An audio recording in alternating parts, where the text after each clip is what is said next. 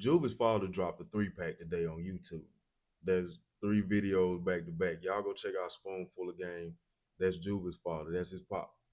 He posted a video today and he basically answered the $1 million question that everybody wants to know. Did Juvy and Sack have ops they should have been worried about back in 2018? Was it anybody they was beefing with?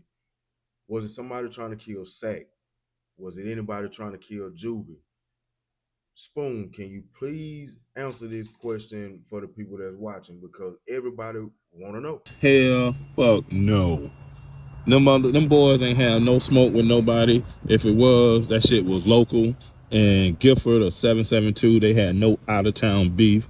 And the story of the drive-by that Melly was a target and they missed him and hit Chris and Sack was the dumbest shit I ever heard. I heard that story 3 o'clock in the morning on Messenger, October 26th. It was the dumbest shit I ever heard then, the dumbest shit I ever heard still to this day, coming from 2 stupid dogs. Shit was internal, going on within that YNW camp. They was beefing with each other. Well, they had turmoil, let's just say that.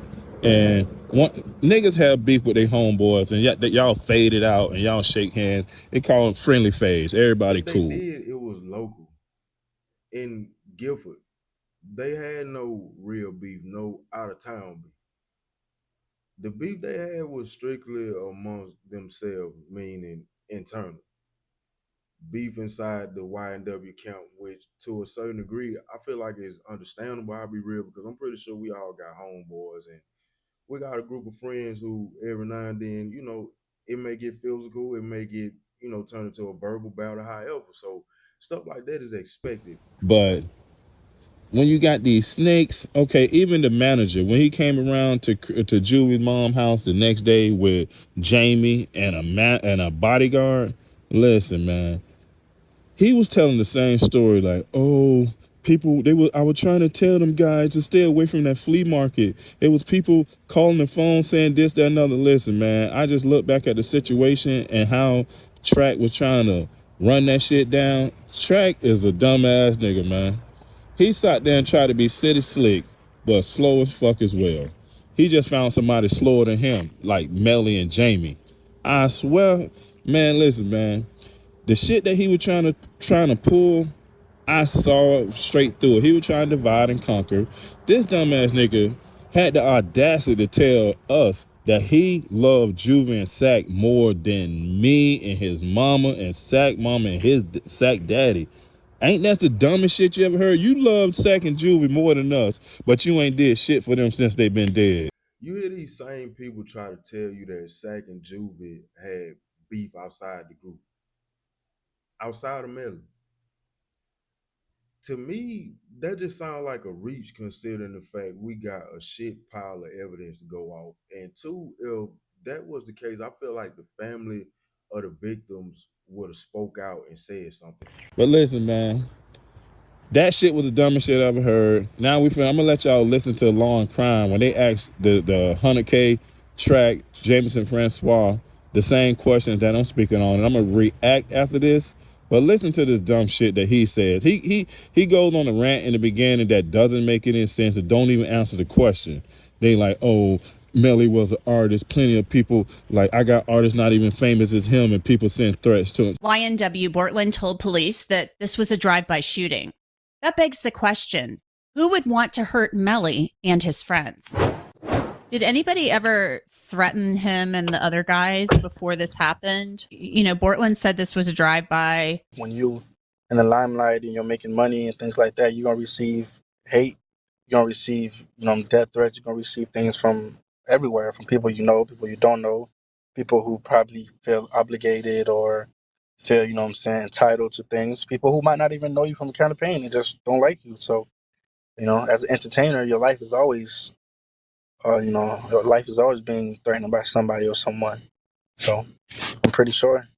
But he always handled himself, well. He always makes sure that he, do what he got to do in and out. He never lagged and never. What in the world is this dude talking about? He never lacked. He always do what he got to do. So you basically saying he did the shit and he did what he had to do. Man, this shit is so fucked up. Man, everybody played a part in unaliving Sack and Juvie, down to Melly and everybody in his inner circle. That's fucked up, man. Justice for Juvie and Sack, though, man. Put himself in a place, for stuff like that to happen. So So he getting threats? I'm pretty sure he was. I mean, all I get threats. Entertainers get threats. I got artists now that get threats, and they're not even as big as he was. So yeah, 100% he was getting threats. I mean, I think that comes with this game, though. It comes with the money, it comes with the fame, it comes with people wanting to be, in your shoes or just don't like you for no reason. I think that's standard when it comes. It's part of the application. Not one time do we hear the families of Sack and Juvie say anything as far as these rumors being true. Anytime they speak on anything, is to debunk the bullshit. That should tell you something. Am I making sense? Why does a 100K track have so much to say all the time? I noticed something when Spoon made mention of him in his video. Track at one time had people thinking that he did more and had more love for Melly and his camp than anybody else around at the time.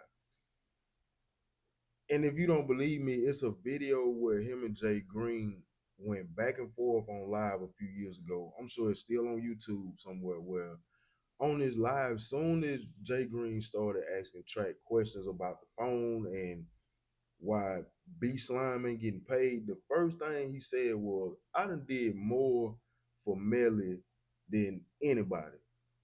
How much money have you put in his pocket? How much money has anybody else put in his pocket? Even if that's a true statement to a certain degree, he used that as a defense tactic because you were losing the argument. So you had to make it about money and what you do for people and what other people don't do. Track gotta act this way. I hope y'all realize because think about it. What can he really say other than some nonsense considering the fact like based on the position he in this situation?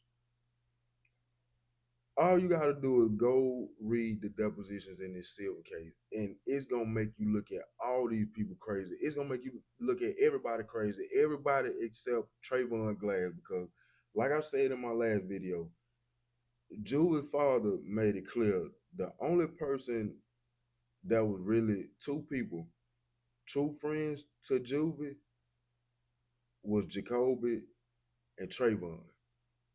So when I hear him say that, it's like you take the deposition and the testimony, and now it don't look like this man was in the deposition snitching. Now it don't look like he was on the stand acting crazy. This to me just look like a street dude who at the end of the day he really want justice for his friend, and he ain't finna lie for no nigga he don't fuck with no more.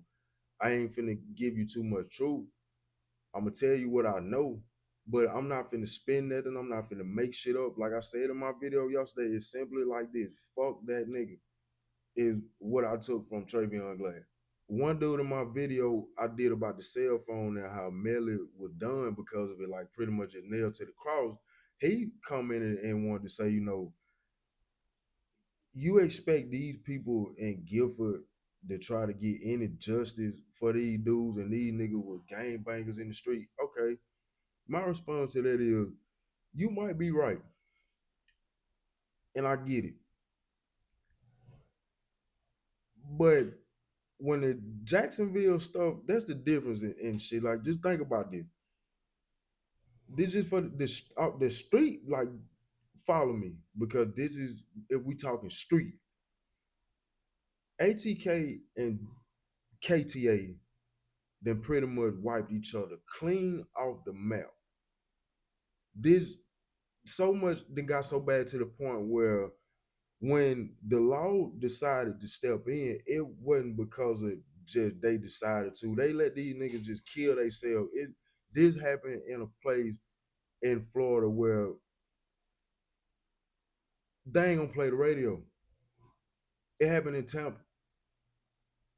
But up until that point, When Fulio got killed in Tampa,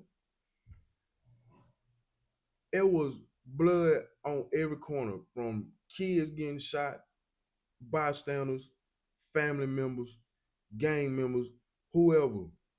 It was up for everybody with this Warren Jacksonville.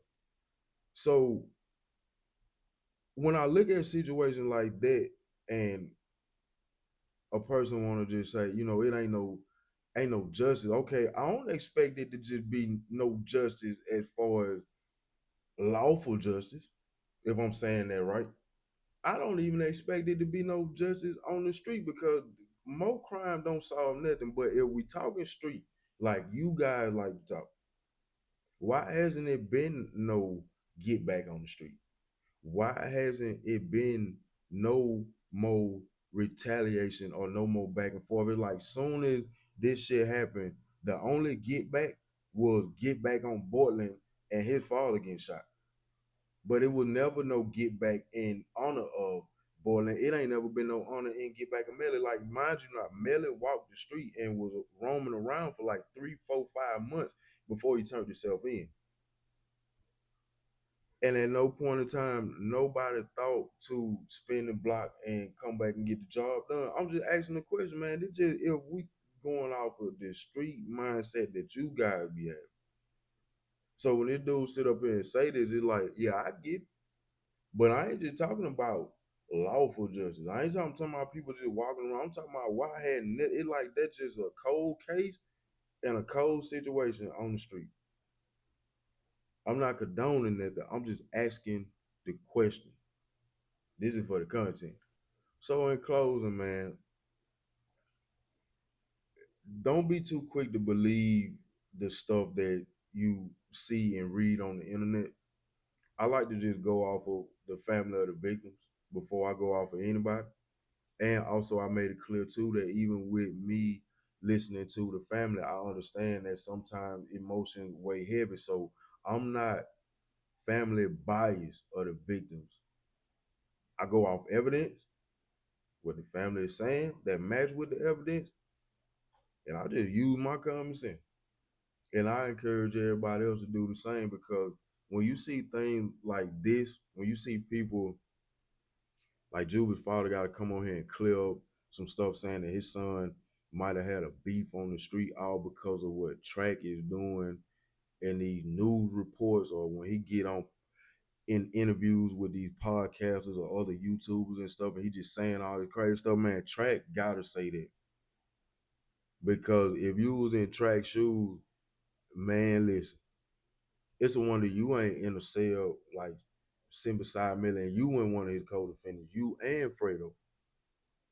And a couple more other guys too. It like, man, it's so much crazy shit. Like even with AD just like that was full blown perjury we seen him commit on the stand. This shit crazy, man.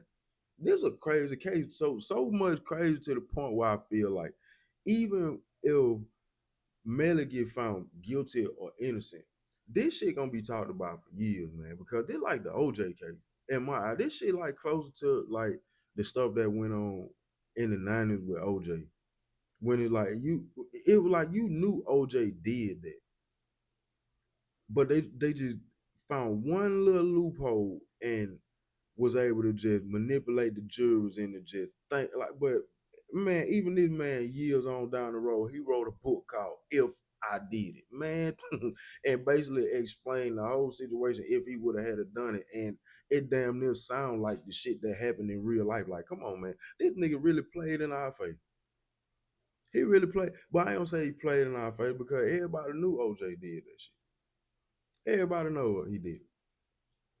So I feel like this is the same type of situation with the Melly shit. It's like once this is over with, this dude been locked up going on 9 years and they still haven't came up with no solution. The last trial was a mistrial. Man, if he walk or he get found guilty, however it play out, it's gonna go down. This is one historical ass case. And the evidence and shit is so damn heavy and it's so mind blowing that the family it's crazy how the family have to come back and file lawsuits on money and sue for money in hopes that they can just get money out of these people And the same evidence that they using to get the money was thrown out of the real trial and is used in a civil case. But it's like, man, everything that this shit is saying in this silver case, it like it further proved that Melly possibly done this shit. That's crazy when you sit back and just think, man, that's mind bro. Man, I gotta go, man. Damn, that's crazy as fuck. Damn.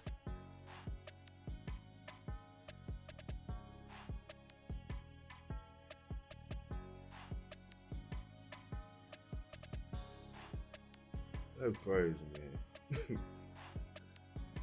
Because this murder we talking about, 2 people shot in a sleep, and there's no way you can use certain things that was certain things that are being used in this silver case. It's like the proof is in the goddamn pudding. Like, it just show you this man. I'm gonna end it on that because that really did blow me, man. I had to follow up on that because if you I ain't read all of it. I'm stemming through it, but I'm reading heavy pieces. I'm reading a lot, and this shit is real deal crazy, bro. Like, these people and they depositions, and you can't just sit up here and just, man, I'm out, man. I'm out. Hey, yeah, man, I appreciate all the love and support I've been getting on the page too. I'm like 12 or 13 away from 1,000 subs, and it happened fast. I appreciate that. Y'all stay with me, stay rocking with me. You know what I'm saying? I'm gonna keep bringing good videos, just giving my opinion. Like I said, I'm not trying to spin nobody and make them lean towards nothing that I believe. I give the content, I break it down. Most of the time I'm trying to give my opinion at the end, but if something spark like, and I just that light bulb, and I gotta get off of what I done type up, then it is whatever. It's just, you know, it's gonna go. But I appreciate all the views, the likes, the subscriptions, the comments, the shares and stuff. Like, I pay attention to my analytics every single day, and my shit has been moving fast. So if you're new to the channel, man, hit the like button, subscribe, share, comment down below. Let me know what you think about this video, and if I said something that makes sense, drop a T-Rex in the comments. That's how I know I'm on to something. Like, if you drop that T-Rex, you ain't gotta say nothing else. Just drop a T-Rex down in the comments. Some people been getting with the program. You go look, some people. So I appreciate that. That's, you know, a little thing I feel like is unique about what I'm doing. So if you one of the people that don't want to type, you don't want to be long-winded in what you're saying, but you agree with what I'm saying, you know, if you hit that like button, I appreciate that. But don't come over here and just watch the video and don't do nothing. You ain't gotta write no long ass shit in the comments. Just drop that T-Rex, hit the like button, subscribe, and bounce. Shit, come back tomorrow, come back later on when I drop something else. Y'all stay safe, man. Y'all be blessed. T-RaeTv.